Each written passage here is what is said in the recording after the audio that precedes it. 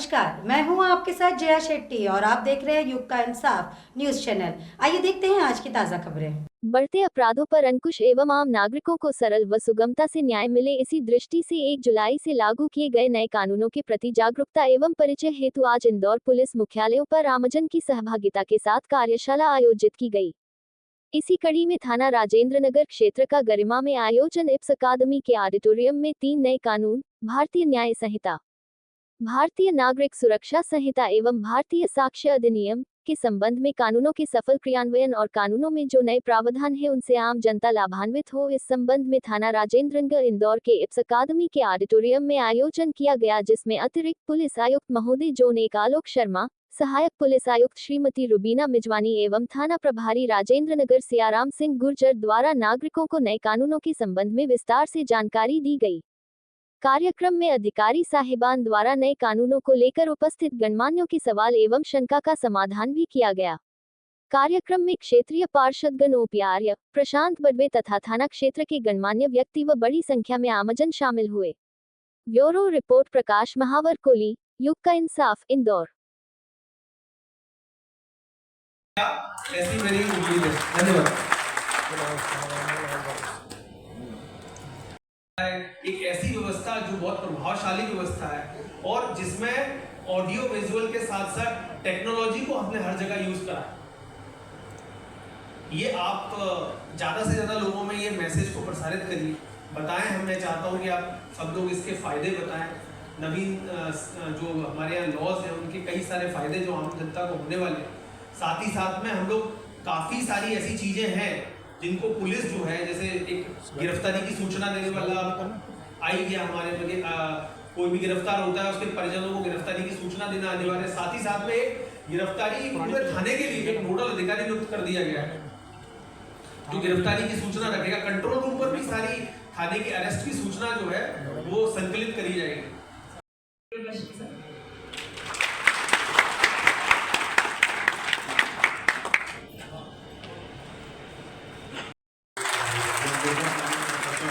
स्वागत करें। सारे महत्वपूर्ण पहलुओं को आपने इसमें बांधा है। करीब सब, जैसा कि मैंने भी पढ़ा हुआ है, करीब 5000 केसेस अभी भी पेंडिंग है। 5 करोड़ केसेस पेंडिंग चल रहे हैं। उनको तो अभी की जाएगी। क्या उसकी कोई लिंक है या उसका कोई मोबाइल नंबर है या कोई ऐसा स्पेसिफिकेशन कुछ है दे रखा है क्या उसमें कि इसी पे जाके आपको एफआईआर करनी है, ऐसा कुछ है या फिर कॉल करना है? इसका जो पोर्टल है उसी पर जाके आप एफआईआर कर सकते हैं पोर्टल के थ्रू। अन्यथा आप थाने का जो नंबर है उस पर एक एसएमएस करके भी कर सकते हैं। पर ये है कि एसएमएस क्या होता है, आपने से कह दिया मेरे साथ झगड़ा हुआ, वो एफआईआर पूरा करना नहीं करता। जैसे आप पोर्टल पे जाएंगे तो वहाँ कब, कहाँ, कैसे, किसके साथ, कहाँ जगह, हमारे कुछ एफआईआर के कुछ कंटेंट होते हैं पोर्टल पे, वो सब होते हैं। मैसेज के नंबर होता है वो, उस पे किसी प्रकार का व्हाट्सएप वगैरह अगर नहीं होता है तो एक या तो व्हाट्सएप नंबर टेक्स्ट मैसेज भी आप कर सकते हैं उसमें। इतनी सुविधा आप लोगों को दी गई है जी।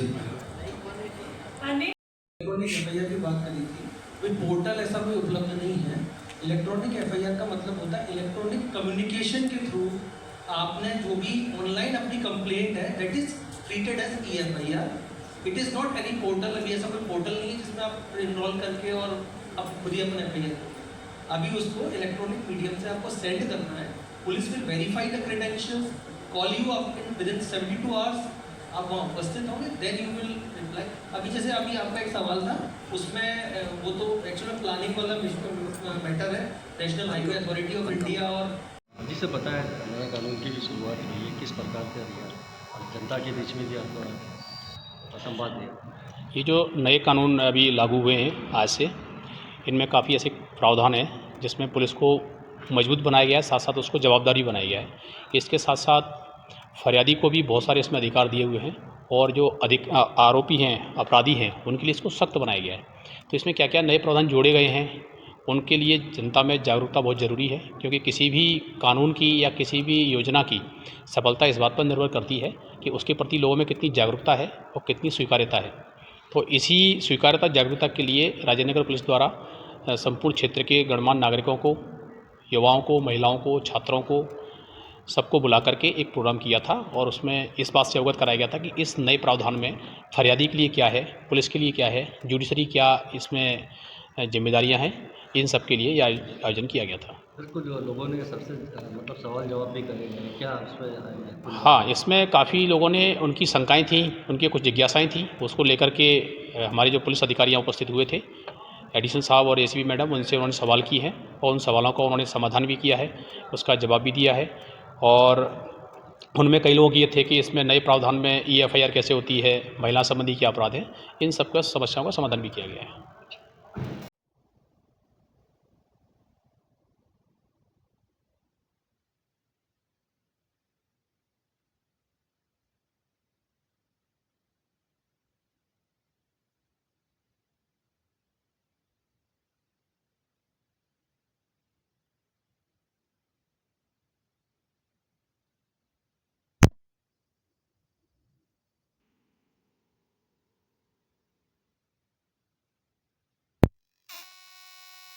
प्रभावी और त्वरित बनाया गया है। तो इसके तहत जो भी कार्यवाही है वो निश्चित रूप से स्वागत योग्य है और हम उम्मीद कर रहे हैं कि इससे सिस्टम, जुडिशल सिस्टम, साथ ही साथ पुलिस का जो सिस्टम है वो इम्प्रूव होगा। सर, मतलब ये देखा जाए तो इसमें सुधार किस प्रकार का आएगा? कैसे मतलब आप जनता के बीच में और अपना एक अवेयरनेस होगा, नया पूरा धाराएँ, सब बहुत सारी चीज़ें हैं, वीडियो रिकॉर्डिंग वगैरह, तो ये कैसे एकदम? जैसे आपको विदित है कि इसमें दंड जो प्रक्रिया है उसको सरल बनाया गया है। काफ़ी सारे जो प्रोविजंस जो आज आउटडेटेड हो चुके थे, जैसे धारा 377 जो है एडल्ट्री का ऑफेंस है वो हटाया गया है। इसके अलावा कई सारे नए कानून जोड़े गए हैं। कई मामलों में कठोर कारावास है वो लगाया गया है। जैसे गैंग रेप जैसे मामलों में मृत्युदंड तक का प्रावधान दिया गया है। और महिला जो है उसके बयान जो हैं वो उसके महिला अपंग व्यक्ति है ना, या कोई 60 ईयर्स से जो ऊपर का व्यक्ति है उसके बयान जो है वो उसके निवास स्थान पे या उसके पसंद के स्थान पे लेने जैसी बात है। जो भी पूरी प्रोसेस है उसकी वीडियो रिकॉर्डिंग की बात है, ये सारी चीज़ न केवल पारदर्शिता सुनिश्चित करेगी बल्कि न्याय प्रणाली को भी सशक्त बनाएगी, क्योंकि इसमें न्याय कोर्ट को भी इसमें अनुदेश दिए गए हैं कि निश्चित समय में ट्रायल शुरू करना, निश्चित समय में मामले की सुनवाई करके निर्णय देना, और अगर आरोपी उपस्थित न होता तो उसकी अनुपस्थिति में भी ट्रायल जो है वो करके और उसमें निर्णय देना है। तो ये बहुत ही स्वागत योग्य कदम है और इससे हमारे को भी काफ़ी ताकत मिली है और आम जनता को भी काफ़ी अधिकार मिले हैं।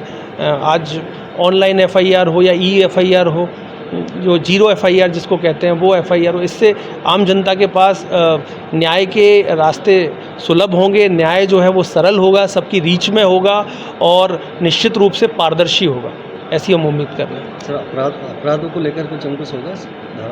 निश्चित रूप से अपराध में जो गुणवत्ता है इन्वेस्टिगेशन की वो बढ़ेगी और हमें लगता है कि इससे कहीं ना कहीं हम लोगों को भी अपराध को रोकने के नए कानून आए हैं, क्या कहना चाहिए? महिलाओं को लेके जो नए प्रावधान है उसमें चेंजेस आया है। चेंजेस में ये है कि अब महिलाओं को अगर वो चाहें तो थाने जाना उनके लिए कोई कंपलसरी नहीं है। किसी भी स्थिति में उनकी FIR भी घर से ही ली जा सकेगी, ऐसे प्रावधान है इसमें। यदि चाहे महिला तो EFIR घर से करेगी और इसमें हमारे विवेचक वहाँ जाकर स्वयं कथन करेंगे। लैंगिक अपराधों में भी महिलाओं की वीडियोग्राफी उनके परिवारजनों की उपस्थिति में की जाएगी, उनके पसंद के स्थान पे या उनके घर पे जहाँ वो उचित समझती हैं, जहाँ वो अच्छा कंफर्टेबल समझती हैं वहाँ की जाएगी। इस प्रकार से साथ ही जो 18 वर्ष से पहले सिर्फ 12 वर्ष से कम की महिला के साथ या बच्ची के साथ रेप विक्टिम जो थी उसके साथ रेप करने पर ही कठोर कारावास जैसी सजाएं थी, पर अभी बदलकर ये 18 वर्ष तक की बालिका को लेकर इस तरह के प्रावधान आए हैं। तो निश्चित ही महिलाओं की अस्मिता को बहुत ज़्यादा ध्यान रखा गया है और इसमें उनके लिए, उनके हित में बहुत ही कठोर कानून उनका बनाए गए हैं। ऐसी व्यवस्था इस कानून में की गई है जो बहुत ही उपयोगी पब्लिक के लिए रहेगी। नए कानून के उसमें वीडियो रिकॉर्डिंग और ऑडियो रिकॉर्डिंग का भी एक माध्यम है। बिल्कुल, इसमें कोई भी कथन से अपने कई बार स्थितियाँ हो जाती कि कथन से पलट जाते हैं आदमी या गवाह पलट जाते हैं, तो वो स्थिति नहीं रहेगी। अब इसमें ऑडियो वीडियो रिकॉर्डिंग को साक्ष्य के रूप में रखना है और मजिस्ट्रेट तक चार्जशीट के साथ उसको देना है।